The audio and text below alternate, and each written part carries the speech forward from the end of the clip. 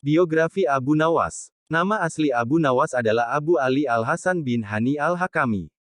Dia dilahirkan pada 145 H747 M, di kota Ahwas di negeri Persia, Iran sekarang, dengan darah dari ayah Arab dan ibu Persia mengalir di tubuhnya.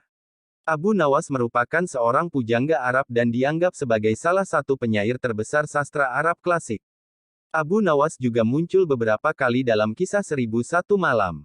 Ayahnya, Hani Al-Hakam, merupakan anggota Legiun Militer Marwan kedua. Sementara ibunya bernama Jalban, wanita Persia yang bekerja sebagai pencuci kain wol.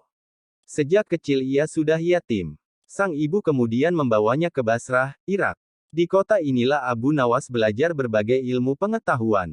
Masa mudanya penuh perilaku kontroversial yang membuat Abu Nawas tampil sebagai tokoh yang unik dalam khazanah sastra Arab Islam. Meski begitu, sajak-sajaknya juga syarat dengan nilai spiritual, di samping cita rasa kemanusiaan dan keadilan.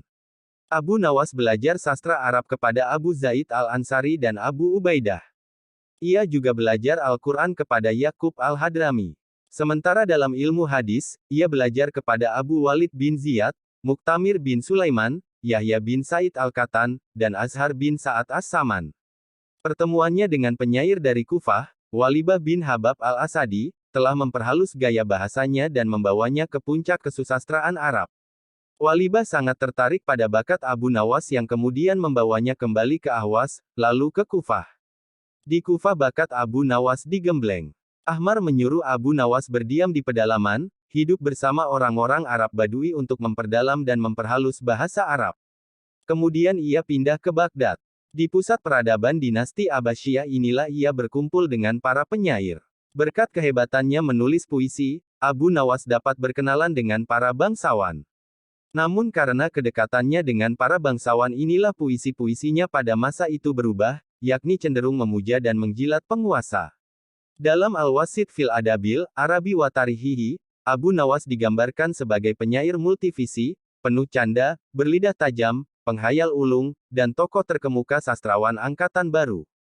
Namun sayang, karya-karya ilmiahnya justru jarang dikenal di dunia intelektual. Ia hanya dipandang sebagai orang yang suka bertingkah lucu dan tidak lazim.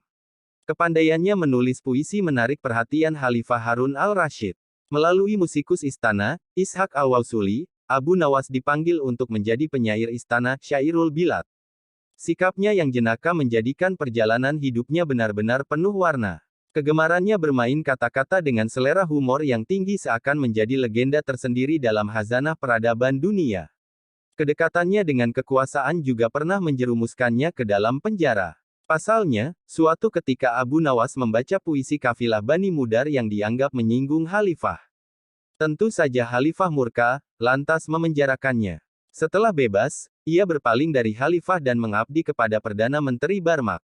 Ia meninggalkan Baghdad setelah keluarga Barmak jatuh pada tahun 803 M. Setelah itu ia pergi ke Mesir dan menggubah puisi untuk Gubernur Mesir, Hasib bin Abdul Hamid al-Ajami.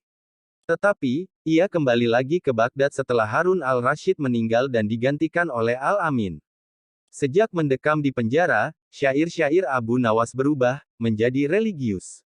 Jika sebelumnya ia sangat pongah dengan kehidupan duniawi yang penuh glamor dan hura-hura, kini ia lebih pasrah kepada kekuasaan Allah.